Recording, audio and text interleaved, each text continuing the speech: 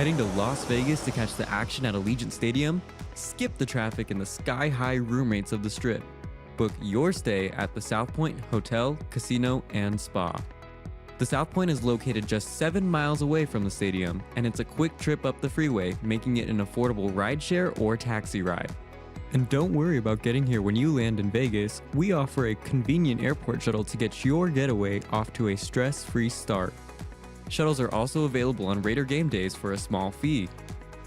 So whether you're rooting for your team or seeing your favorite band in concert at Allegiant Stadium, South Point Hotel, Casino, and Spa is your ticket to all the excitement.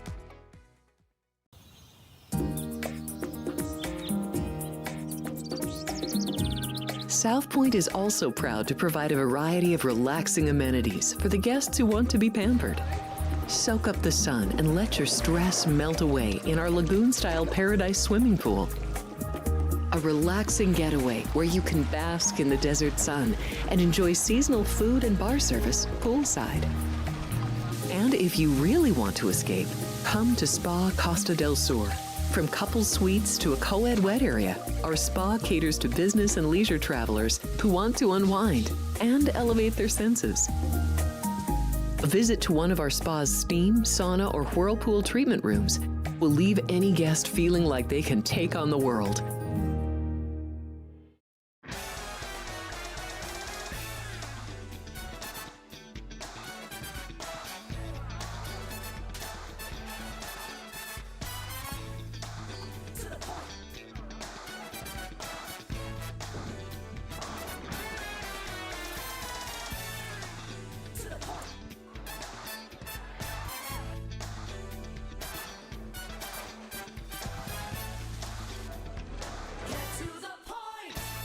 Looking to bet smarter? Get sports betting insight and winning picks straight from the South Point Hotel and Casino. I think we're going to get goals from both sides here. Give me over 5.5. That is also one of my favorite plays of the weekend is the Colts -3 on the road. So you're getting plus 130 here. I mean, how can you go against Tusky? Exactly. Join Sports by the Book at 10 a.m. Pacific and bet your winning edge.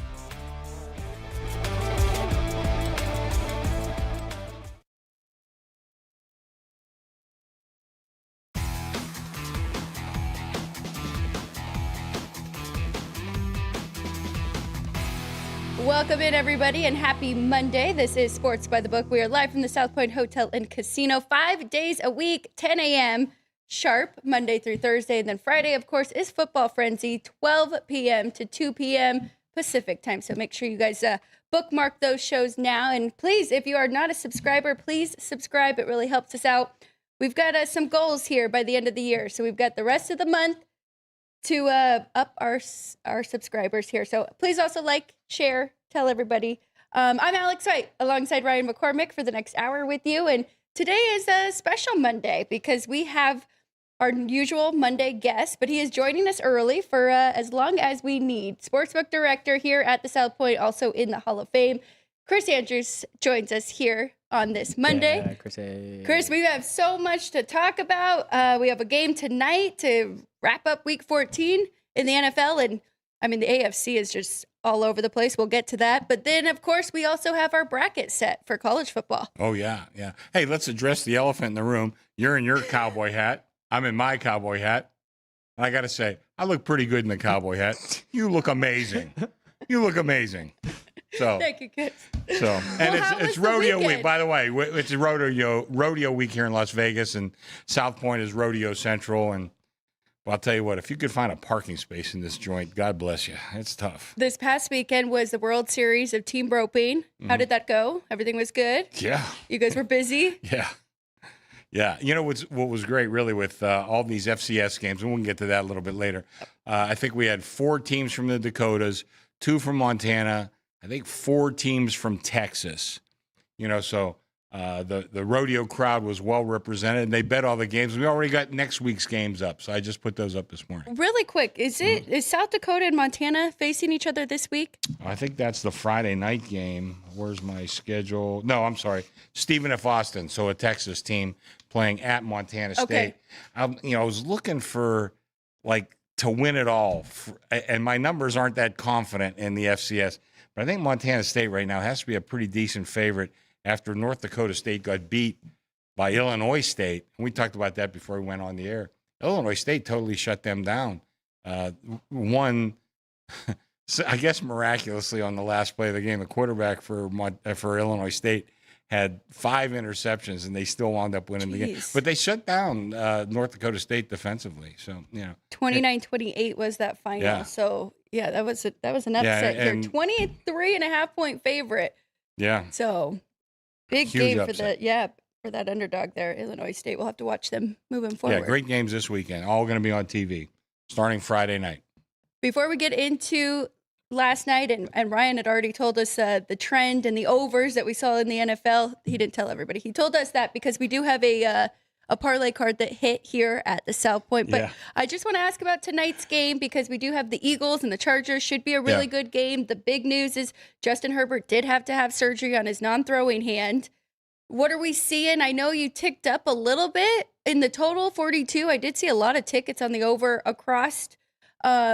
How is yours handle right now, total-wise, and then the sides at 2.5 here? Good. We've been down. We opened the game 3. We were down to 2. We're back up to 2.5. It looks like Herbert is all systems go. Yeah. I guess it remains to be seen. Can he take a snap from under center? I'm not sure. I don't know. But, we kind of talked about it. The Chargers have had offensive line woes all year. They are confident that they've solved them. We'll, of course, find out on the field tonight. But no Jalen Carter for Philadelphia. That won't hurt the chances of the offensive line for the Chargers. I do like the Chargers tonight. But right now we've got pretty even action. I'm not sure about the total. Probably pretty split on that too, but I'd have to check that out. I'm with you. I made this game pick, so that would be a play on the Chargers getting 2.5 here. And do you think that they could win the game outright? The Eagles, of course, coming into this losers of 2 to the Cowboys and the Chicago Bears. So a little bit desperate team on that side, but they still have their division. They've got a pretty good lead now over the Cowboys. Yeah. So the Chargers are chasing the Broncos. Fortunately for them last night, the Texans did beat the Chiefs. Mm-hmm. Below 500 now, Kansas City for the first time in a long time. But Ryan, what were those numbers for NFL Week 14 going into tonight? Yeah, so to kind of recap, the favorites in the 13 games so far have been played in Week 14. Favorites are 7-6 straight up, 4-8-1 against the spread, and the totals 11-2 to the over. Oh, wow. Wow. I didn't realize that. Yeah. 11-2 to the over. That's usually bad for us, I got to tell you. Well, that's that parlay card right there. I noticed right away that they had picked a bunch of games and tied up a bunch of overs together. Yeah, let me see. Over. Yeah, 10 of them. The first game on the docket went under. The last game on the docket went under. Every other game went over. But somehow we opened this morning. We're okay. Very good. A lot of dogs then covering, some actually winning outright. Yeah. So no, we had a good day. You're wearing your Steelers tie. I was teasing you before coming on because I said, there was some controversy there. I think that Isaiah Likely touchdown was a touchdown, but it was called back, and the Steelers get the win over Baltimore. But you had a rebuttal for that. A rebuttal, yeah. Everyone in Pittsburgh, and I mean everyone, is still mad at the Jesse James non-touchdown from, what was it, Ryan, 2017? Yes, December of 2017. Well, only 8 years. We're still holding a grudge because if he catches that pass, that's one less Super Bowl for Tom Brady because the Steelers win that game. And, of course, Brady went on to win a Super Bowl that year. So that's one less Super Bowl for Brady. That game, if I do remember correctly, that game was pretty much for the 1 seed in the AFC at that point. So, that would have been everybody going through Pittsburgh instead of Foxborough. Like I said, we're still not happy about that thing. I could tell you that. So, was that last night's catch? Hey, if one wasn't a catch, the other one wasn't a catch is all I could tell you. So Ryan says no. No, the NFL doesn't know what a catch is anymore, and we are too enamored with replay and slowing things down to decide whether things are, and we pick and choose what is and what isn't. Really, you just have to be rooting for the right side, and it's a matter of... Oh, that's why I had no problem with that last night. I thought it was great. But, to your point, Ryan, if you're carrying the football, you get one molecule over that goal line, touchdown. Yep. Now you catch a ball in the end zone. Now it's this little dance you have to do in order to make it good. But hey, the rules are the rules. And last night it benefited the Steelers. And, you know, like I said, what am I going to do? Complain about that? And I said, I don't know if I said it on the air, but I said it to my crew because I wore a Steeler tie yesterday, a different tie. I said, if they win, I'm wearing another tie today. So here I am. I will say the Ravens did not look good up until that final drive. So, I mean, really, the team that was better for majority of that game ended up winning. Yeah, they were. And I you know, did geez, I don't have my numbers with me. We went through the odds to win the Super Bowl. And man, I jacked the Ravens way up. Well, first of all, they're not even in first place in their division. Plus, they just don't look right. They you know, Lamar Jackson, what, 2-time MVP, one of the best quarterbacks of the last decade. He absolutely does not look right, and the rest of the team is not there to pick him up. Pittsburgh right now 7-6 ahead of that division. Let's dive into this a little bit because right now for the AFC, the Broncos and the Patriots both 11-2 ahead of their divisions. The Jags get another win. Yeah. Colts lose Daniel Jones. Yeah. Did you bump their number up? I think I went to 200-1 on them to win the Super Bowl. I mean, you know, I kind of liked them all year. I had their odds like relatively low because I thought, you know, I thought a weak division they could win, and it looked like they were odds on to win that division. Yes. Then Jones gets hurt, and he hasn't played well for like the last couple of weeks. You wonder how much that one injury affected him. But this injury, from what I understand, was on the other leg. And, you know, I mean, those Achilles injuries, boy, sometimes it takes over a year to come back from that. And I think it's a shame. Daniel Jones seems like a pretty good guy. I mean, we don't know these guys that well, but seems like a good enough guy. And, I mean, he might not be ready to be back to what he was until 2027. Yeah, that's a shame. Yeah, especially it seemed like he found a good fit, right? Yeah. It did not work out in New York. We know how tough it can be to play in New York for any of these teams, right? So they kind of ran him out of there, which they no longer have their head coach. And he found a good home in Indianapolis, and now it's going to take some time to recover. And we're seeing it with Aaron Rodgers and Kirk Cousins that it is a very tough recovery. We've seen it with the NBA a lot, but now we have some samples from the quarterback position. Aaron Rodgers was not himself, you know, in New York ever since he hurt that Achilles, and I think it's just going to take a while for Daniel Jones to come back from this. I will say though, the Jags, I mean, they're finding ways, and they are definitely opportunistic defense, right? They create turnovers, and they're having fun. They look good, and it looks like Trevor Lawrence is finally starting to come around with Liam Cohen's fulfilling his promise. Because I mean, I think he's making, I want to say $50 million a year, which sometimes your quarterback, they have you kind of, your hands are tied. Do you or don't you? And with him, they did it. I wasn't sure it was the right move. I would tell you they probably weren't sure it was the right move, but it so far has worked out. Their defense playing well. Maybe they found a good coach quarterback combination. Maybe that's all Daniel Jones needed. Because I mean, we look at a lot of these situations. You know, I know a lot of people talk about it, and I believe it's true that the NFL ruins a lot more quarterbacks than they develop. And I think, and again, I'm going off on a tangent here, but one of the things that might help quarterback play in the NFL is the NIL for college. Because I've read where a lot of these guys, pro scouts and agents and everything else, stay in college. Yeah. I mean, you're making a couple million a year. You're not that desperate anymore. You're making a couple million a year. Learn to play the game. It's going to probably help you in the long run. And again, you look back, who's the best quarterbacks of this millennium? You know, Brady and Manning. I mean, they both spent 4 years in college, you know, and they came to the pros. And even there, you know, Brady didn't play his first year. Manning, you look at his statistics the first year, he looks like Ryan Leaf. I mean, you look at those numbers, but obviously look what those guys turned into. It should help the product on the football field, both in college, because now you're getting these guys for longer, right? And we don't have all of these redshirt freshmen stepping in, like Arch Manning even, who could use a little more time, and he'll just get better, and it'll make the Longhorns better. And then it'll make the NFL a better product too. Yeah, I think it's good for football all the way around. I really do. So we got to check when the Bills and the Patriots are playing each other. It might be this week coming up. Yeah. But the Bills right now in the 5 seed at 9-4. I don't know if they're going to be able to catch the Patriots. They do have the head-to-head coming up, though, so they may be able to. The Chargers right there at 6, and then the Houston Texans. Chris, I want to ask you, we watched that team last night, and 3 interceptions they had against Patrick Mahomes. He had no passing touchdowns.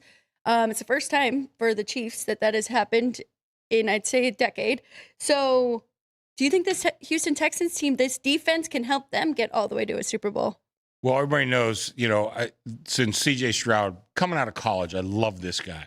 D'Amico Ryans, I loved him as a coordinator. You never know how that's going to translate to being a head coach.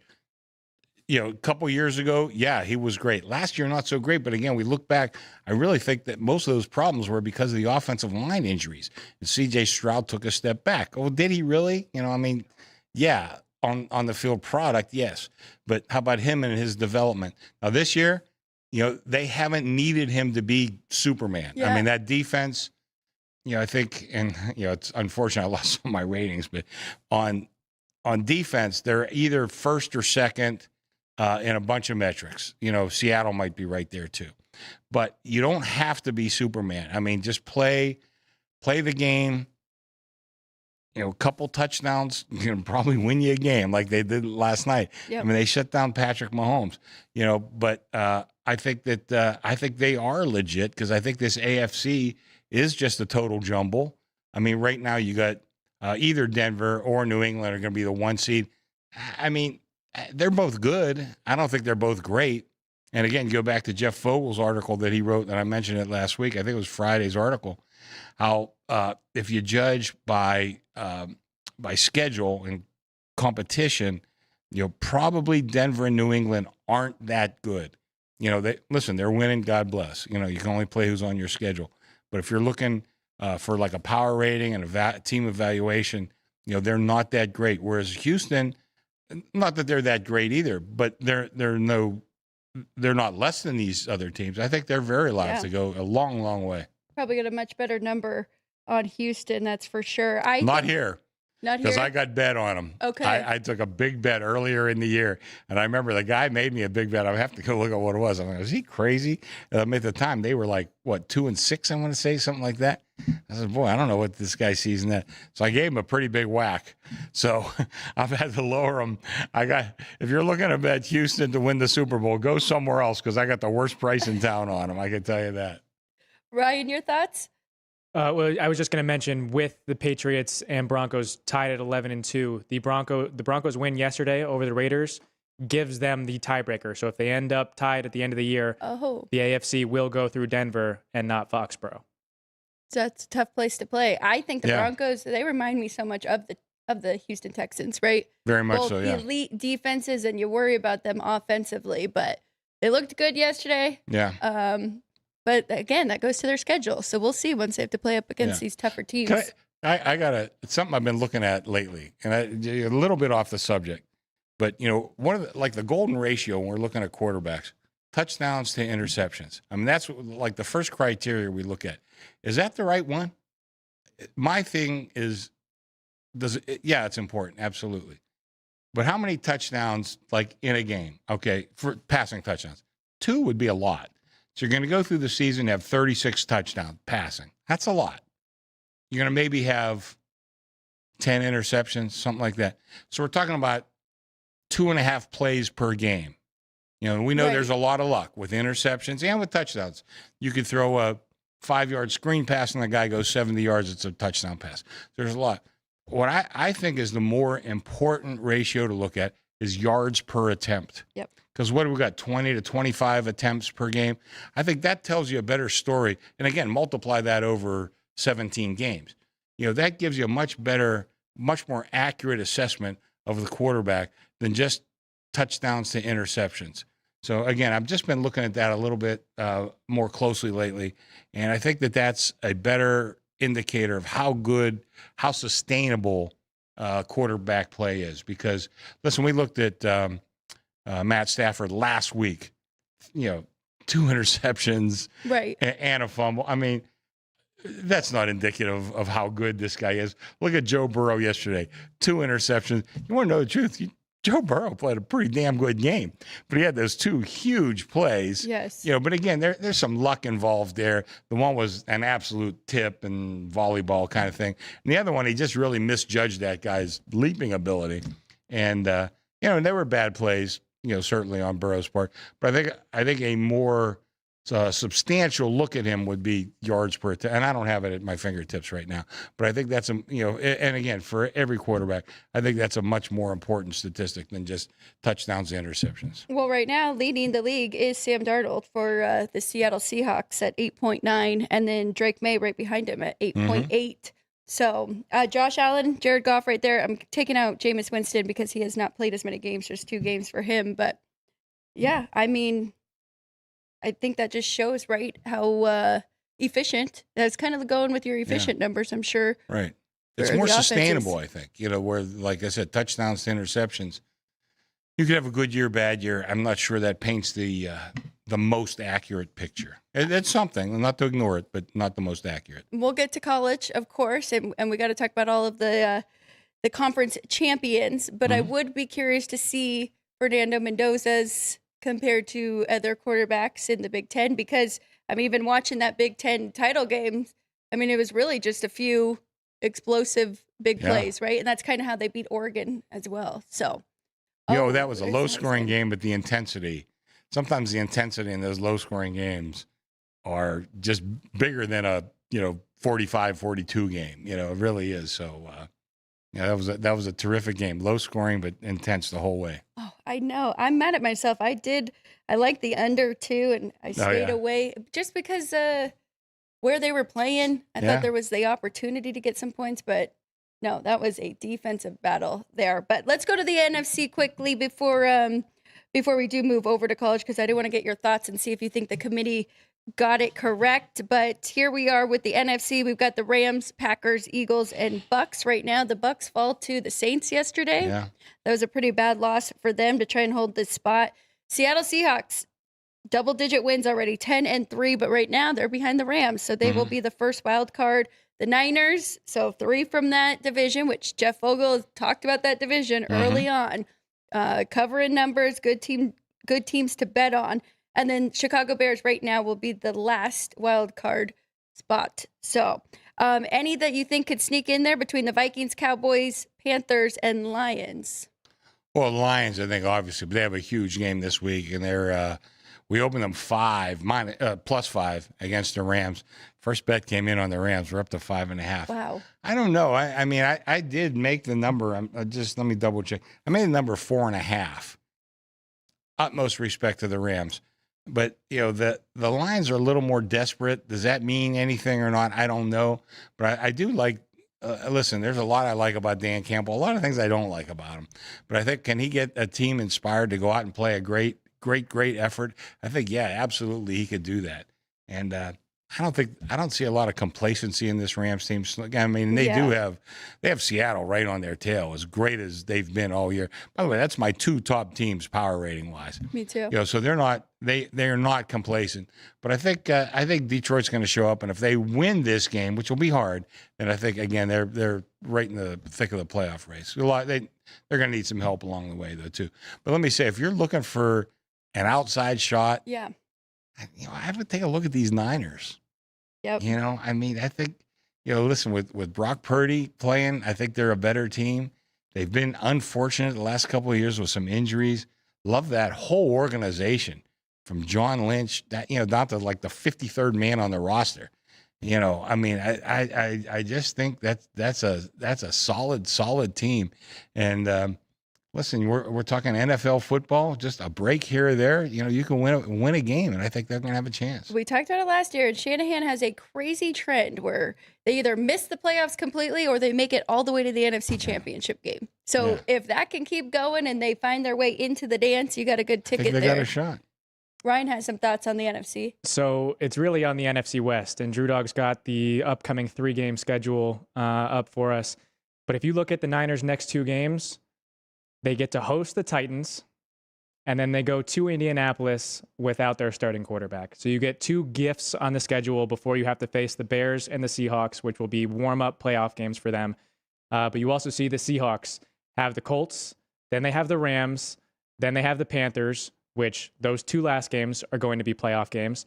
And then the Rams have the Lions, Seahawks, Falcons, and then I'll need to get their the last weeks for the Seahawks and Rams. But those two, the Seahawks and Rams have more difficult games coming up than the Niners do. And that puts the Niners at an advantage, not necessarily to win the division, but to improve at least their wild card positioning and absolutely make them a threat going into the playoffs, as they don't have to get battered as much as the other teams do. So yes, I would say that the Niners are a very spicy team to look at. That's alive. If you're looking for a price, I mean, listen, the Rams. Oh my God, I think I might have them 5-2. You're not going to get rich betting 5-2 shots. Or God, what I got Seattle. I want to say about 8-1. That's a decent price, but they're in second place. They're gonna have a much tougher path to get to the Super Bowl. But the Niners, I've kept them at what I think is a reasonable price, but modest. I'm not looking to take a stand against that Niners. I can tell you that. I think that's a good team. I wonder if there's any plus money prices for them to actually win the division, because they do have 9 wins right now. So 1 game back from both of those 2. But I mean, with going through those schedules, it's what tough. Ryan said. I mean, the schedule is in their favor at this point. Ryan, what about the NFC North? How are the schedules breaking down for the Packers, Lions, and the Bears? Well, the Bears and Packers obviously have another meeting coming up in 2 weeks. And right now you're looking at the playoff picture. The Packers are the 2 seed. They are the team leading the NFC North, thanks to the tie with the Cowboys, and as well as the head-to-heads. But the Bears are sitting at the 7 seed, and the Lions are sitting out of the picture. I'll be able to give you a better breakdown tomorrow as I actually go through the schedules and that kind of thing.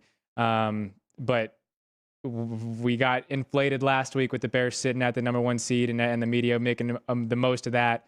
But now we're looking at them as the last team in the NFC playoff picture, and also could be in jeopardy of missing the playoffs as a double-digit win team. Well, I mean, Cleveland got to take care of business there, and then Green Bay, and then they have the Niners. Yep. And then they have another meeting with Green Bay. And then they finish, so another meeting so the Bears have the Browns, the Packers, both at home. Then they have the Niners on the road, and then they finish the year with the Lions, which will ultimately end up deciding that final wildcard spot if it is between those 2. But not an easy schedule for the Lions there, who do have the Rams. They got to go to Pittsburgh, face the Steelers, who are playing for their playoff hopes still, trying to stay ahead of that division. So I mean, they looked good yesterday. They finally said DK Metcalf. I think Chris Collinsworth called him decaf one time, and I've been calling him that as a joke ever since.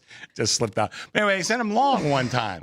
Well, what have they been doing with this guy? He's one of the fastest guys in the league. They sent him long. He had a 50-yard reception. Too. So. Well, and the Bengals, they were pretty fortunate. I thought the Bengals were going to beat the Bills there for a second. And then that would have made that division a little more interesting. But they outplayed the Bills except for a couple of those plays. But I mean, that's football. Big plays. I was shocked that game went over so easily with the snow and everything. But it turned into one of those. All right, well, let's switch it over unless we have any more thoughts on NFL before we move to college. Either of you? I'm good. Okay. Yeah, I don't. The only thing to kind of maybe intro the college portion, we're obviously going to talk the playoff bracket as that was announced, but we do have Robert in the chat, JR in the chat, and Dean Hilt in the chat letting us know that they think it was right that the committee left Notre Dame out of the playoff and saying that they should join a conference. I think all 3 of you respectfully are absolutely wrong, but you'll get more of a rant from me in a bit. But for now, we'll get the bookmakers' thoughts on it. Well, yeah, let's start right there. I agree with them on the thought that the committee made the right decision. I don't think that Notre Dame necessarily needs to join a conference. Did you agree with the committee and them keeping Alabama in and then moving Miami in over Notre Dame? Well, I got a couple of things. First of all, did they make the right decision? I would say yes. But the problem was, for the last, when did the first ratings come out? They had Notre Dame above Miami the whole time, all the way to the witching hour, all the way. Yeah. Now, if you're a Notre Dame kid and you're thinking, oh, we're gonna be in, blah blah blah, we're gonna be in. Then all of a sudden they pull the rug out from under you. So that was wrong the way they handled it. Was it the ultimate decision correct? I think it was. Now, been on Twitter because I don't feel sorry for Notre Dame. I'm not a Notre Dame fan. Not that I'm a Miami fan either.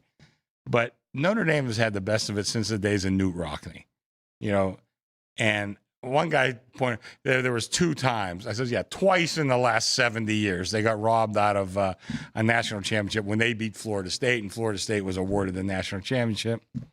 And then the Bush push before the Tush push, they probably got a little screwed there. Okay, so it's twice in 70 years. Meanwhile, they're not in a conference. So last year, whoever was in who won the national championship last year? Ohio State. Ohio State. They had to split their $20 million among 16 teams. Notre Dame pocketed their whole $20 million for making it. They have their own network. I remember even Keith Jackson years ago says, "I'm surprised Notre Dame doesn't print their own money." That's how much they have going for them.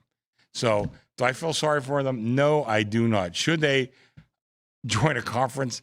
I mean, personally, I think they should. But if I'm Notre Dame, why do I want to split that $20 million? You're giving me $20 million. Why do I got to give Virginia part of my $20 million? Yeah, I don't think so. Well, and that's the whole thing. You're gonna have the pros and the cons, right? And last year they got the best of it, and they made it all the way to the championship game. And this year they got left out, which they could have very well been in if they were in a conference. But yeah, they almost assuredly would be in had they been in a conference. But this is their decision. Over the years, I think it certainly has helped Notre Dame in a lot of ways. It's hurt them in other ways. I go back to Kelly leaving Notre Dame because he couldn't win a national championship there. And I remember saying, they can't win a national championship at Notre Dame? Are you out of your mind? Not that you couldn't win one at LSU, too, because they've had their share of national champions. But to say, put those aspersions on Notre Dame, I thought was absolutely ridiculous at the time. And we see what's happened since then. The next year, Notre Dame goes to the finals. They lost, but they went to the finals against Alabama or against Ohio State. There's a yin and yang to it, however you want to do it. But to think that Notre Dame needs to kind of refurbish their whole athletic department, I would not say that because it's pretty darn successful for a long time. I will just say all week last week, I made the case and I said they are not going to keep Alabama out because if you remember, last year was our first 12-team expansion, and SMU was right there in it until they played the conference championship game, lost to Clemson. They still kept them in, and they left Alabama out. Yeah. They're not going to flip around the very next year and do that to Alabama for losing the SEC championship game. With that being said, watching that game yesterday, I kind of was thinking, should they leave them out? I mean, they did not look good at all. I don't know if that's just a testament to where Georgia is right now, and their defense looks great, but I did think it was a possibility even after saying that all week long. So I would have been okay, I think, either way. But yeah, a couple of things. Like if you look at that game, it was kind of late in the game. Bama decided to punt. There's no strategy involved to winning the game, except they did not want to further embarrass themselves by giving up another touchdown and losing by even more than they did. Now, the other question I've raised this morning to some people I know, I haven't heard one other person talking about it. Why was Oklahoma a slam dunk to be in? Agreed. Why? I mean, actually, they're not Ryan even. And I were talking about that. I got the game pick 'em mostly because I think Oklahoma has a real strong home field advantage. But other than that, most people have them as a home dog to a team that maybe should not have been in the playoffs. Why was Oklahoma just automatically they're in there? I never even heard that discussion. Like, why were they such a slam dunk to make the playoffs? They beat Alabama on a good week when everybody still had Alabama rated and ranked very high, and that just put them in a spot where they were pretty much safe. Mateer was out for the Texas game, so they got that excuse. Yeah. I mean, they got 2 losses. Who else did they lose to? I can't remember. But they lost that Texas game. But all of a sudden, they were in, like, with no discussion. And like I said, they're mostly a home dog. I got to pick them, but mostly they're a dog in the market. Who'd they lose to, Ryan? Ole Miss. Ole Miss. Okay, good team. Yeah, both games is technically the home team. So, I don't know. I'm not sure why they were just, in with no discussion saying, do they deserve to be in or not? It just made it tough with Bama just because they had beat Alabama and Alabama was going to the SEC championship game. It kind of put them in that spot. But we could have made the case that BYU and Notre Dame should have been in instead of those two. Yeah, I would say, I can see it. BYU did lose a conference game and get penalized, but they weren't ranked high enough. Yeah. I will tell you the reason why Oklahoma was in is, one, the conference they're in, the SEC, and two, the bias against Vanderbilt. You lose to Vanderbilt, you drop at least 7 spots on average in the college polls. Oklahoma lost to Texas and Ole Miss. And because there's a higher standard to those programs in the SEC than there is for the committee, for the voters, for the AP poll, than the recognition of the name of Vanderbilt. There is too much bias in the system. And again, I will get more into it, but BYU and Alabama should absolutely not be in the playoff. Neither of them. Well, again, I'm going off on a little bit of a tangent here, but I think, again, another elephant in the room. ESPN owns this. Yep. Okay. They do not have the rights to the Big 12. They do not have the rights to the Big 10. They do have the rights to the ACC. They have the right to the SEC and a couple others too. I can't remember. But, if there's going to be a bias, and that's when you get these quote unquote news organizations are part of making the news. That's a slippery slope right there. And I mean, the Big 12, I'm not saying BYU deserved to be in because they really didn't. But remember the one year when TCU, when we still had only the Final Four? Yep. Against Georgia. TCU won their conference champ by like 52 points or something like that and dropped out of the polls. Like, boy, did they get screwed. But that happens a lot with these teams that are not part of, and I was going to say, so that ESPN does not own the rights to Notre Dame either. Mm-hmm. So not that Notre Dame often gets screwed, but, twice in 70 years. Okay. But I think that that's something that needs to be addressed. And, I saw Chris Fowler, ESPN has nothing to do with that. Bullshit. Yep. We own the network. We're allowed to say bullshit. I heard Nick Saban saying it the other day on ESPN, so we're certainly allowed to say it. But it's bullshit. I mean, to say they have no influence. Sometimes there's that tacit kind of influence that isn't spoken, but it's there. Yeah. And I think that's the case here. My one case for BYU is they have 2 losses this year to the same team. Yeah. What if it was just a terrible matchup, which it was, because Texas Tech is one of the best run defenses, and their identity is a run first. So yeah, I think that's a little unfair there. That I will jump in specifically to combat that. And that makes my point for both Alabama and BYU to not be in the playoff. We'll start with BYU since that's where we're talking. BYU lost to Texas Tech at Texas Tech. They got beat up. They had no contest in that game. Big 12. Then they get to their conference championship at 11-1. Both teams at 11-1. You get the auto bid into the playoff if you win the game. Okay. The conference championship games absolutely should matter. They should keep happening. If you disagree, you're wrong. Okay. BYU in the conference championship game against Texas Tech turns the ball over 4 times in the second half, makes it look like they were not competitive in that game. You clearly show that you cannot beat one of the top 4 teams in the country. So why should you get a seat at the table of the 12 that should have a conversation as the top team in the country if you clearly cannot beat one? That also brings in Alabama. Yes, they beat Georgia in Athens at Georgia. Very strong home crowd to go against Alabama. Okay. They went up 24-14 in that game. The last 6 quarters against Georgia, including the SEC championship game, they were outscored 35-7. That's pretty telling. Again, if you can show that you are clearly not able to beat a top program in the country, why would you get a seat at the table? Why should you have a seat at the table? Because for the SEC, for Alabama, you now get another $4 million to your conference. The SEC now has 5 of the 12 teams in the conference or in the college football playoff. Each of those 5 is getting $4 million. That is $20 million from the above ESPN streaming these games, giving it to the ESPN benefited SEC conference. It's as simple as that. You're giving money back to the SEC. You're taking money. It's JR even pointed it out in the comments that Notre Dame being left out was a message from the committee, the message from the SEC, the message from media to join a conference, to join the ESPN media deals. No. Notre Dame is able to strong arm you and show you, no, we don't have to do that. We make money by ourselves. Chris, you pointed it out.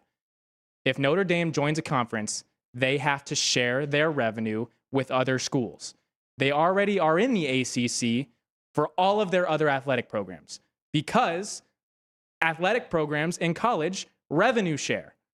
Notre Dame makes enough money in football alone to be able to fund their entire university athletically. Football is the only money-making sport in college athletics other than a very few select college basketball programs.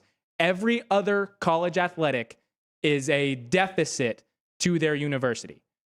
So, I can talk for a very long time about this because I did a project on it in college and I had a lot of people disagree with me, but money controls all things. And for people saying that Notre Dame needs to join a conference, BYU was also independent a couple years ago, or for 20 years, and joined the Big 12 3 years ago. BYU being in the Big 12 literally just cost them being in the college football playoff. They lost their conference championship, so they got kept out of the playoff. Look at what you're seeing and don't listen to the media just tell you things and call Notre Dame a sore loser for not wanting to play in a bowl game. Whatever bowl game they went to was going to be meaningless for them. They were going to go to the Pop-Tarts Bowl, be all over media. The Notre Dame has their own TV deal with NBC because they are able to make NBC money. If you give that, you are allowing ESPN to get in Notre Dame game for free, which they won't make media money off of. It'll cost them more to go play in that bowl game than money they would make from that bowl game. Notre Dame is absolutely 100% correct in sitting out. And there were also other programs to agree to not play in bowl games, showing you that it's not worth it for some of these teams to go play in these meaningless bowl games when they have aspirations of winning it all and getting more money. It doesn't make sense for these schools that are capable to go and stoop down to a level just so we can get the entertainment and see them in a football game. And you want to say it's for competitive nature? You're wrong. No, I wouldn't say that. But, there's other things. First of all, I think I wrote an article too. I had my own website back in like 2010. I mean, the bowl games are ridiculous. I mean, they're really ridiculous. Kennesaw State is in a bowl game. I mean, you kidding me? This used to be we had like 8 bowl games, and 4 or 5 of them were on New Year's Day. The rest, we had the Blue Bonnet Bowl and a couple other ones, Gator Bowl. But then it just got expanded. And I mean, most of these, again, if you do, and I don't want to talk about this all, much more. But we got, I did do a study on it myself too. And most of these are losers. The bowl games themselves, they force the team to buy X amount of tickets and even buy tickets for their band to show up to the game. So it's just ridiculous. I mean, it is a money grab. And some of these guys have a year-round job. Man, sign me up for that gig. I'm running the Gator Bowl. I'm making like $600,000 a year. I work like 6-7 days a year. I think I can handle that. So anyway, let's go back to talking about football. My best friend worked for the Rose Bowl for a few years. Yeah. And good gig, huh? Yeah, lived in Pasadena and really planned to use the whole year to plan that one big event. Oh, yeah. So. I'd be at Santa Anita every day myself. Pretty good there. Okay, Bo, just to kind of, put a bow on this, Texas Tech wins the Big 12. Indiana, we talked about that, low scoring, 13-10. Win over Ohio State, Georgia 28-7 versus Alabama. And then Duke found a way in overtime to kind of mess it all up and beat Virginia. Although I think it kind of worked out. I think getting Miami in as an at-large is probably better than having Virginia in representing the ACC. Yeah. By the way, so Virginia, when Duke scored to go ahead in overtime, miraculous play, by the way. It really was a fantastic play. So then they got a 15-yard penalty. So they had to start at the 40. It was not 1st and 25. It was 1st and 10. But so I mean, they had a 15-yard penalty, but, post penalty, it was 1st and 10. They ran a play like it was 1st and 25. Yes. It was not. I felt like telling the Virginia coach, you understand, you just need a regular first down. You don't need a 25-yard first down. They had this stupid play that wound up getting intercepted, so, they deserve to lose. Going to some of our smaller conferences here, Western Michigan did win. That was good for me. That was my best You had bet. that, yeah. 23-13 over Miami, Ohio. Boise does it again. UNLV can't get over that hump, but they won't be playing the Broncos for a long time. In the American, Tulane gets the win over North Texas. Their defense looked good. They really shut down that really elite offense. Kennesaw State was the winner. I did want to bring it up, of Conference USA, and just a great job that Jerry Mack has done there. And then James Madison wins the Sun Belt, and they get a seat in the dance as well. Is there anything we can make from the fact that Tulane did already get to see Ole Miss? I mean, if their coach wasn't leaving, I'd really make a stronger case, especially with the situation Ole Miss is in, although they do get their offensive coordinator, so they'll have both coordinators, kind of a rally probably for Lane Kiffin leaving. But it's tough. They did not play well against Ole Miss, but I do think Tulane has gotten much better. I was not that high on them to start the season. They've improved, but so has Ole Miss. So yeah, when it first came down, what Lane was doing, et cetera, et cetera. Again, I'm going to drop a couple names here. Dave Purdom texted me, says, "What do you do?" I said, "Well, if it's just Lane leaving, which at that time is all we knew about, if it's just Lane leaving, I'd probably drop Ole Miss by 1 point because I think, listen, Lane has a lot of flaws. They've been, accentuated ad nauseum here lately. But he is a good play caller, and he's particularly as an offensive coach, he's very good. So I thought maybe I'd drop him, a point. Then Joe Fortenbaugh, he dropped the name. Another name. He asked me, well, they're taking, pretty much the whole staff. I said, well, if we're taking the whole staff, I probably got to knock them down about 4 points, something like that. Well, winds up they're not taking the whole staff. Charlie Weiss is staying there to run the offense. The defensive coordinator wound up staying in Ole Miss and is now going to be the head coach. So you have the key part of their offense is staying, key part of their defense, the key part of their defense is staying.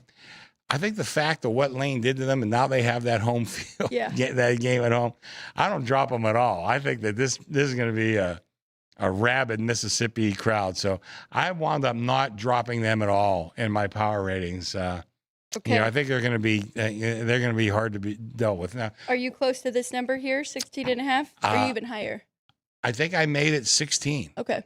So I mean, I'm right there with the number. That's a lot of points. I mean, I know that, Tulane got boat raced by them last time, but I think Tulane's gotten a lot better. I have a lot of respect for the Tulane program and their players, and I think they've probably improved since that time. Yeah. But I think the number's right. I have no opinion with the number. It seems like a lot of points, but if a lot. You watch the Mississippi State, what is that? The Egg Bowl. If you watch the Egg Bowl, they won by this much against another SEC opponent that's a big rival, right? Yeah. So it is just such a Mississippi's a good gap. team. They're a good team. There's no question about it. Yeah.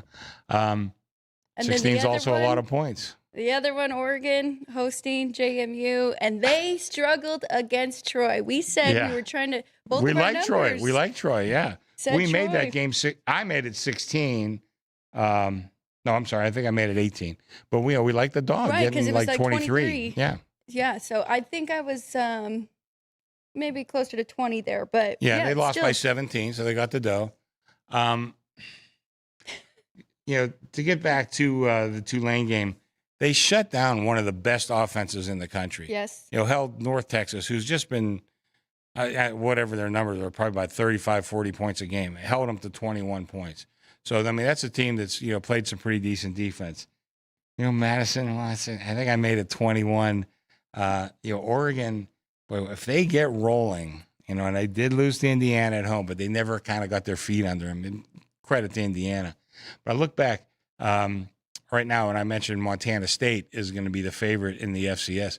Oregon killed them the first game of the season. Where I remember thinking to myself, you got an FCS team, no injuries at that point. Yeah. Probably pretty solid lineup. I thought they could show up against Oregon. Boy, Oregon beat the hell out of them. Well, not to mention Oregon's been dealing with a lot of injuries. They have, yeah. So now they've got 2 full weeks Right. to get everybody healthy and try and make a run here. They got to sit out from the Big Ten just like Ohio State did last year, and it really helped them. I mean, they just took off right away from that first round. Yeah. So Great coach, too. I mean, he kind of flies a little bit under the radar. yeah. But, I mean, that's just such a great program. The Nike money doesn't hurt, by the way. But still, that's a hell of a program, and it has been for a long time. Chris, I had mentioned it with Bear last week, and obviously it's a moot point at this point, or really in general. But what would the difference be with these Power 5 schools, Oregon and Ole Miss, instead being at Tulane and at James Madison? What would the numbers look like there? Oh, at those? Yep. Well, I'd have to look what I give Madison. I give Madison 4 points for a home field. And I give Oregon, I think it's either 4 or 5. So that's a 9-point swing, 8 or 9-point swing. Again, don't get married to those numbers. Right. You know, it's just an indicator. And what was the other one you asked me? Ole Miss at Tulane instead of a rematch of what we got a month ago. Okay, see, I only give Tulane 2 points for home field. And Ole Miss, I think I give 4. So that's about maybe a 5 or 6 point swing, something like that, you know, in that neighborhood, something like that. But I got to tell you, like, if you get these teams playing at home, that's going to be a rabid crowd, man. You get James Madison hosting Oregon Right. in a playoff game. That's going to be pretty good. You got Tulane. Have you been in New Orleans? There's some crazy people down there. You get New Orleans, a New Orleans team at home hosting one of those schools. Yeah. Boy, that's going to be a big crowd, boy. I mean, you see what LSU is, you know, on Saturday nights. You know, Yes. not that Tulane would be exactly the same, but it'd be a pretty rabid crowd. And that's exactly why I posed the question to Felica.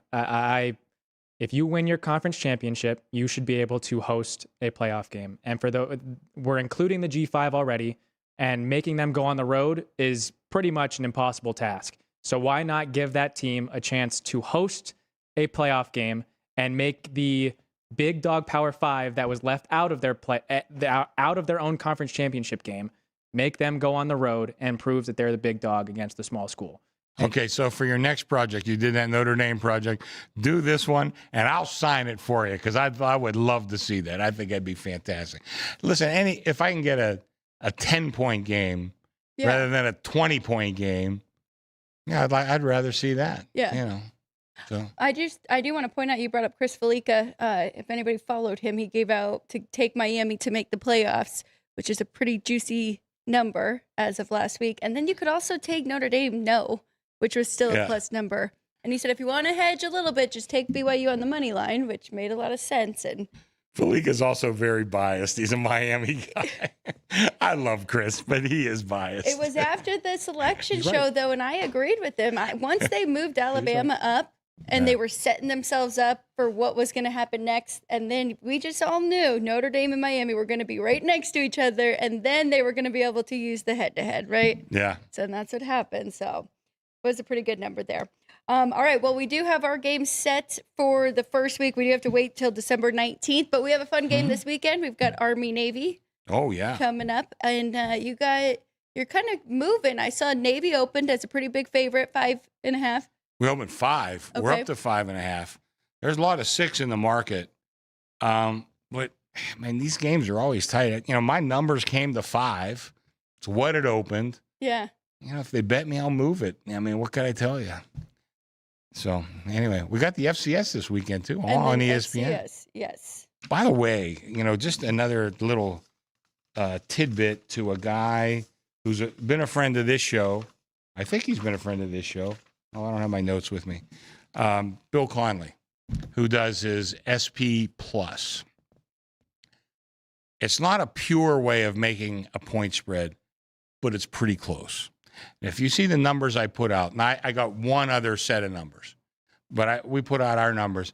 But I let Conley's SP Plus kind of influence me, and they're all like right there with the numbers. I want to say Bet365 or one of those guys also put it out. But our numbers are right there. Now, of course, your dad makes numbers too, you know, but he's not going to give me his numbers. He wants to make a bet with me. But I got Conley's numbers, and I think really and again, for this week or other weeks, if you're looking to bet some of these games, like during, what do we got, 30, 40 games on a weekly basis, Connolly's SP Plus is a good way to, again, an exact point spread, no, but it'll get you pretty close to what that point spread should be. Now, does he put all the college football? So he has FBS and FCS, right? And he kind of rates all of them? Right now, he has his FCS. He hasn't put out this week. So you have to go back a little bit. Oh, I also looked at Jeff Sagarin's numbers, too, and they're pretty close. Okay. Ryan had one more before I was moving on with college football. Ryan? You forgot. Yeah, yeah. Sorry, I moved on to Army Navy, and then He's still got that Notre Dame stuff pulsing through his. No, it's more than just Notre Dame, but yeah. By the way, a quick aside: my wife was asking, "Boy, these Bears and Packers really seem to hate each other." I said, you have no idea. Because we had some really good friends. My one friend who passed away recently, monster Packer fan. I says, in our household, it's Steelers and Ravens is the big one. And the old ones were Steelers, Raiders, Steelers, Cowboys. But I says, you don't understand. The Packers and Bears, it goes back about 100 years. I mean, there's a lot of animosity built up between these two. How about last night, though, with the Texans and the Chiefs? That felt like a playoff game. They were hitting hard. Oh, they were, They were. Well, both teams were desperate. That's true. Both teams desperate, man. So we talked about your parlay card that did get there with all overs. We're paying out that one. And then tonight, what do you think you're going to need? Yeah, I'm not sure. Okay. We always do the what ifs, and we're all, just pretty close. I mean, we did open 3, so I'm trying to avoid a 3. But that's really about the only thing at this point in time. We're still 5-6 hours to post time, so things could change. It's nice when you do have a competitive game, though, right? To wrap up the week, because then you don't have everything going to one big favorite money line or anything. Because probably got even two-way action. People are probably taking a shot on the. Both teams are very flawed Chargers at this money point line. too. You got the Eagles who have not played well, and you got the Chargers who've been kind of in and out all year, and then their quarterback has a broken hand. So I mean, you can make cases for and against both teams. Our poll question today, I think it's already done now, or I just closed it, but it was some plus money because it's a low total, 41. I still even think it's going to be an under game here, but the poll question was, if you think, and kind of like you started with the quarterbacks, if you think Herbert's going to have over 2.5, if you think Jalen Hurts is going to have over 2.5, or the teams for over that. So we'll see what everybody thinks on that, but you're getting plus money because it might be a defensive battle here.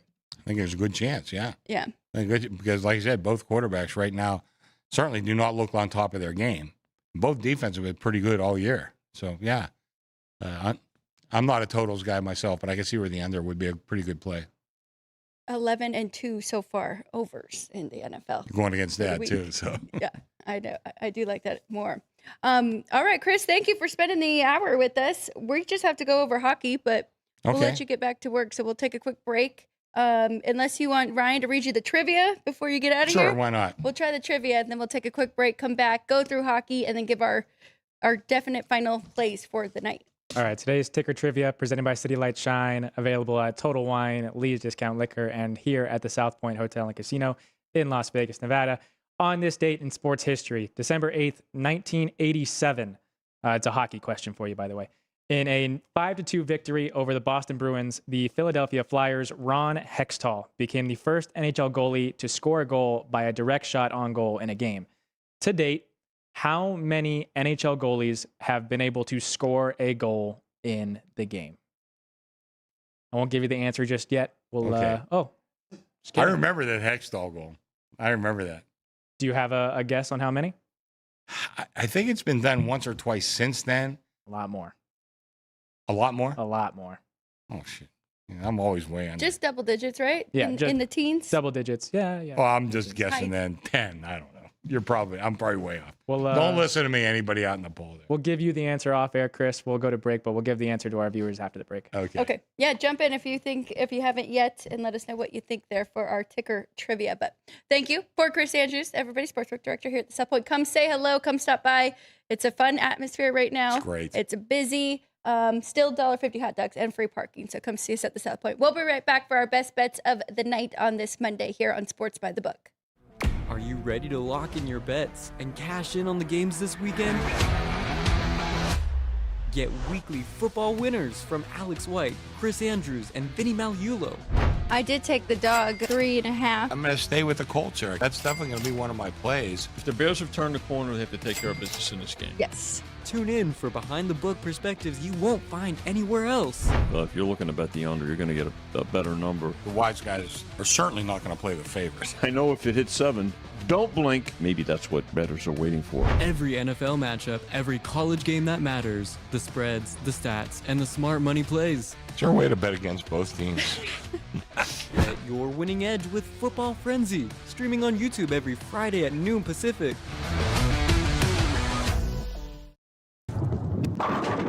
South Point Casino has plenty of attractions for the whole family. Catch a movie. Our 16-screen movie theater includes 2 XD Extreme screens for the ultimate in viewing, sound, and luxury. After the show, treat the family to a variety of treats at our old-fashioned ice cream parlor, Kate's Corner. We scoop up a variety of creamy concoctions, including smoothies, hand-dipped cones, milkshakes, malts, sodas, and sundaes. At Kate's, there's something for everyone. And if you've still got time to spare, our bowling center might be right up your alley. Voted Best of Las Vegas, it's a great place for friends and family fun. 64 lanes, a pro shop, snack bar, and arcade. And while the kids are bowling, you can play slots and sip on a drink in the Alley Cat Lounge while overlooking the lanes. For our more serious and professional bowlers, the South Point is also home to a separate tournament bowling plaza.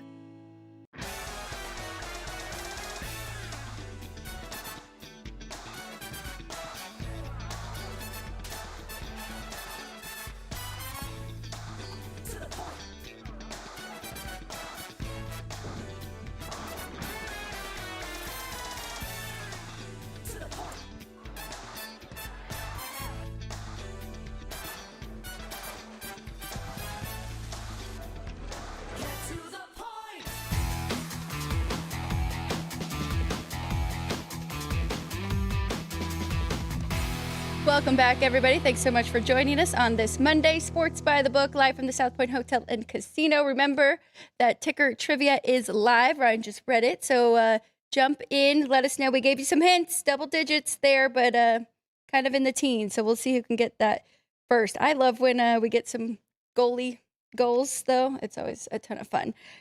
So just to kind of wrap things up, going through the game tonight, Chargers hosting the Eagles. Chris likes the Chargers. I do as well. I'm going to put the under on my board, though, especially now at 42. I do think that this is going to be a lower scoring defensive battle. Both defenses are really good. Top 15 in most metrics. Eagles probably even higher than that. Chargers, I mean, if you remember, that's kind of how they started with Harbaugh, right? Defense first, established the run, and now they've kind of opened up, and we've seen more overs from them. But they're definitely defense first identity. So I'm going to take the under here and a lean to the Chargers getting the points. Ryan, anything for you or any flyers you want to throw out there with touchdowns or anything? Not necessarily. I really, my only play in this game, if you happen to be watching us for Football Frenzy, I gave out a 3-leg teaser, the 6-point teaser getting plus 130. It was the Rams minus the points, the Broncos minus the points, and taking the Chargers plus the points. Got them at plus 8.5. We have moved off the 2.5. We are down to 2. So people are liking the Chargers here in this one. Total has also gone up from 41 to 42. Chris had made the point earlier in the show. Jalen Carter is out for the Eagles on this defensive line for in this game. The Chargers do feel confident in their offensive run scheme. But the counterpoint I would like to make to that is that the Eagles have been hearing all the noise that they were getting dominated the last couple of weeks on the defensive line or defensive side of the ball. Without Jalen Carter, I don't know if they're necessarily good enough to kind of combat that and get us back to respecting them. So just a caution to which side you're playing, but I do have the Chargers plus 8.5 here tonight as the last leg of a teaser.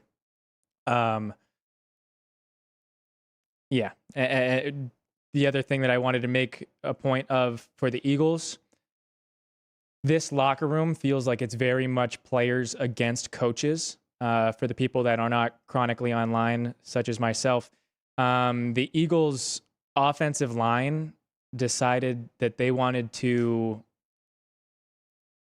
bring in a 7-foot inflatable Easter bunny Oh yeah. as the locker room Positivity. the positivity bunny.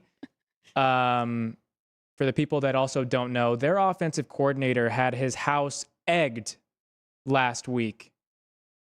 Tell me the correlation between the Easter bunny and eggs.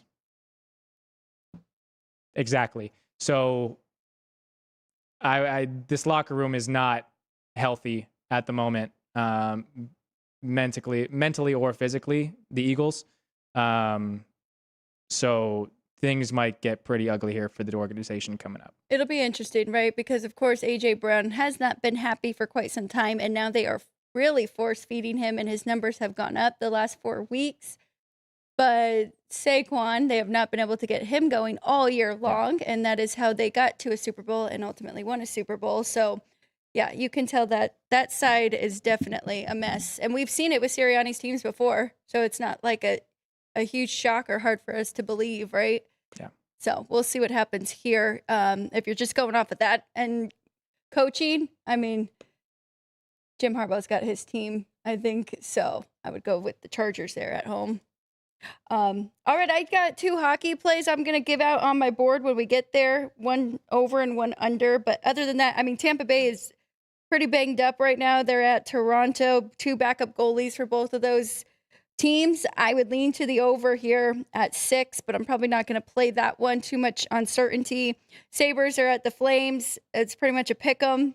2 bad teams, as Dwayne Calici would probably tell us. So I'm going to stay off of that one. Kings and Utah is a very interesting game. I think that should be a good matchup there. I've never seen so many competitive pick'em games in one night. All 5 of them, really. I mean, you could make a case for either side, which actually makes it a pretty fun betting night. But my totals in the last 2 with the Red Wings and the Canucks and the Wild and the Kraken. I'm going to keep on taking those unders in the Minnesota Wild games while both goalies are staying hot. But before we get out of here, we'll do the poll and show the whiteboards. And did you get enough from your of your Ryan rant, or do you have anything else you want to leave us with today? I will have one more thing to mention today involving the bracket, and then some more comments, as we'll have Matt and Everett on the show tomorrow, and App State alumni, and they are in a bowl game thanks to a couple teams sitting out of bowl games. So we'll have some comments there. But another point I did want to make in the NHL here is that there are 3 home dogs with those pick'em, or all the games priced so closely.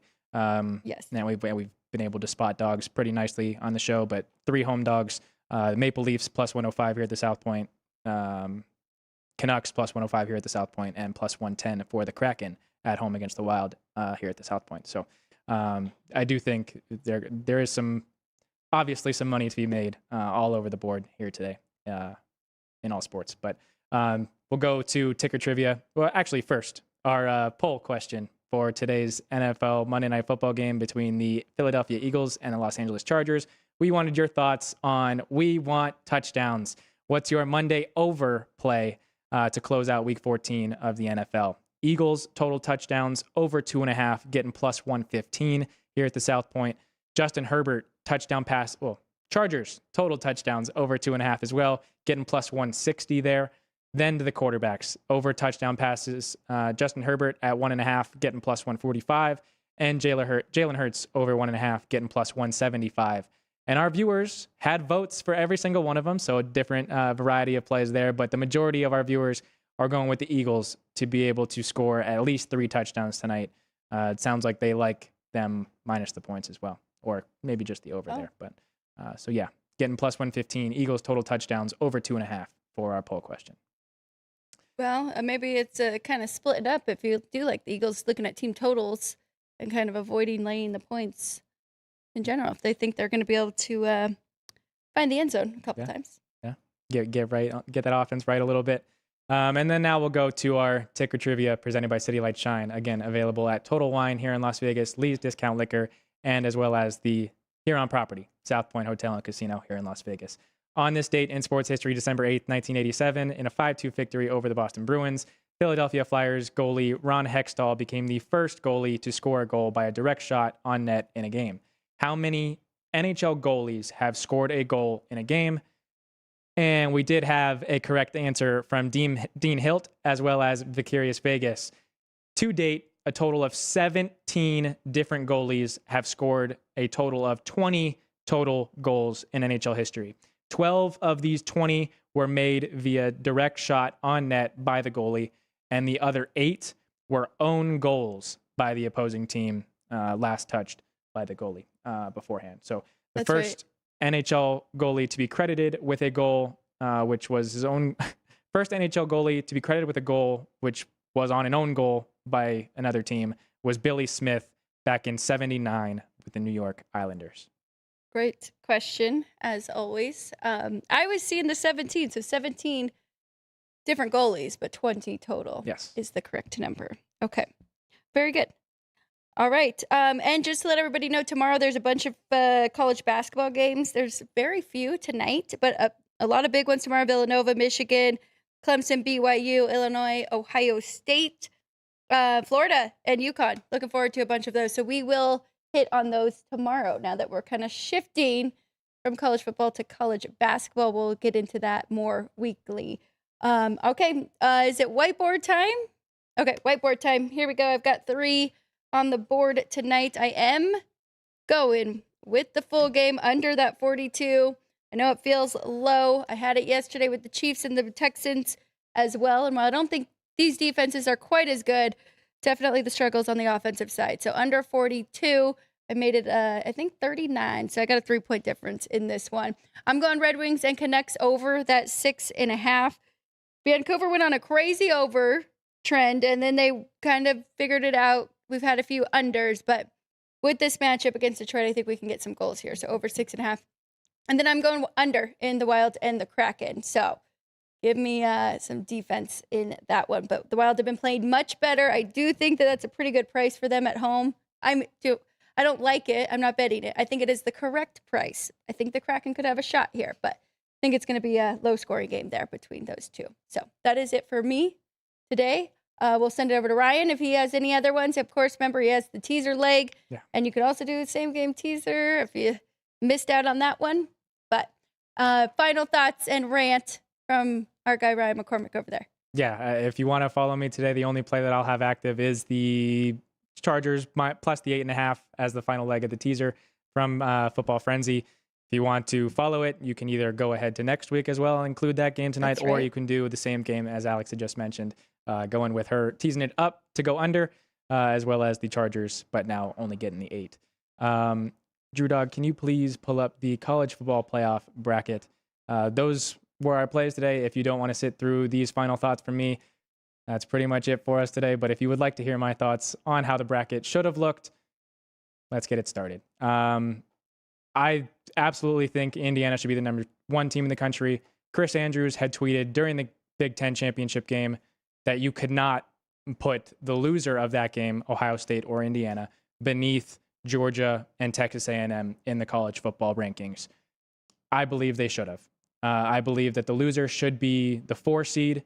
The winner of the SEC, winner of the Big 12 should have been 2 and 3. That would have set up the format to put Ohio State and Indiana on the same side of the bracket, as well as having Oregon on the same side of the bracket. You would have all 3 Big 10 teams on the same side of the bracket, meaning that we would get a rematch between Indiana and Ohio State in the semifinal instead of possibly in the national championship, which we don't need to see a rematch in the national championship.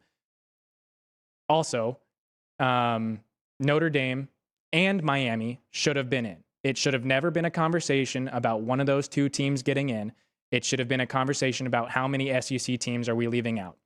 Oklahoma, it should have, in my perfect world, it would have been Oklahoma 8, Notre Dame 9. We get one of the best defenses in the country of the 12 that we were given. Okay. Oklahoma shouldn't have been in, which should have been Vandy. But of the 12 we were given, should have been Notre Dame at Oklahoma. Notre Dame's best unit is their offense. You make that offense go into Norman against that defense. you would get a pretty great game.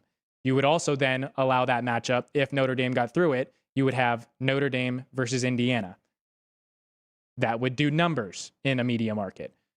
Then you also have Miami at the 10 and A&M at the 7, which they did get right. You have the two teams that beat Notre Dame winning their head-to-head and getting to go against each other head-to-head instead of having a rematch, which is what we got with Alabama, Oklahoma, Tulane, and Ole Miss. Granted, we would have been left with Ole Miss and Tulane regardless because of the way the G5s broke out. So we would have had a rematch there. But again, my perfect world, Tulane would get to host that game instead of having to go back on the road at Ole Miss. And then the 5 and 12 would still remain as it is, but you would have most likely Oregon going into Ohio State instead of going into Texas Tech. You would get Texas Tech at the 3 getting to go against Tulane or Ole Miss, and then you'd have Georgia getting to face A&M and Miami. You allow for, instead of what we have currently, is 3 different opportunities for a Big Ten versus Big Ten national championship or an SEC versus SEC national championship. That is wrong. We should not be having the same. If it plays out that way, in my perfect world, great, more power to them. But we should not have the opportunity for one conference to dominate $40 million out of the national championship in college football. The whole system is really broken. It's all run by money. But in my perfect world, that's how my bracket would have shaken out. Indiana, Georgia, Texas Tech, Ohio State, Oregon, Ole Miss, A&M, Oklahoma, Notre Dame, Miami, Tulane, JMU with the 12 we were given. I see JR is still around with us. He's saying we do not need to see a rematch in the national championship. Thank you.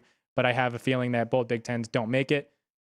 Ooh. The way they kind of shook it out. We are going to get some great games, but we should have gotten it beforehand. We should be getting to see Indiana, Ohio State in the semis rather than the national championship. And then he also said, do we really need first round games that have double digit lines?